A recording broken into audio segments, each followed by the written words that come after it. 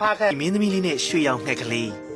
ဟိုးရှိရှိတုန်းကအလုံးဖားခဲ့မင်းသမီးလေးတစ်ပါးနေတဲ့လီဘဲပေါ်တယ်စပတ်ပဲပေါ့ငှက်ကလေးကနှစ်လိုပဲတန်းစင်တစ်ခုကိုတာယာစွာတီကျူးလိုက်တယ်လေးပါရှင်လေးပါရှင်ကျင်းတယ်လေးကတာယာလိုက်တာကွာမင်းသမီးလေးတချင်းဆိုတော့စုံမကြီးကသူ့နားနှစ်ဖက်ကိုပိတ်ထားလိုက်တဲ့ဒီတောင်ဟိုတော့မချိုက်ဘူးဒီတောင်ဟာလူမဟုတ်ဘူးသူပုံစံ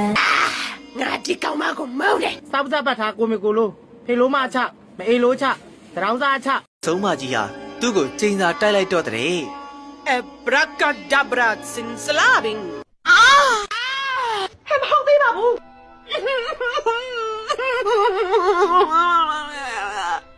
ကျမကိုလာမရိုင်းရင်ကျမမရိုင်းဘူးကျမကိုဂျိုးမကြွနဲ့ကျမမကြွဘူးရှင်းရှင်းလေးကျမကိုဂျိုးလာကြွတော့ကျမဂျိုးချိုးပြီးတော့တက်နေတာနော်လင်းကိုဆဲတယ်ဖေလို့